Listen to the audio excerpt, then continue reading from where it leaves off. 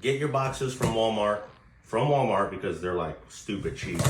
So you get your box, you tape it on. Your boxes are write-offs. All this stuff you use for your business, as long as you have an LLC, it's a write-off. So you want to do it good.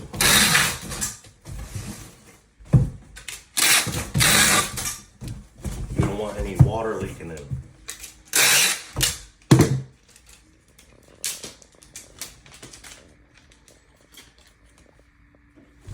And as you can see, we got box 1, little box for the sneakers, box 2, and then this is gonna be box 3.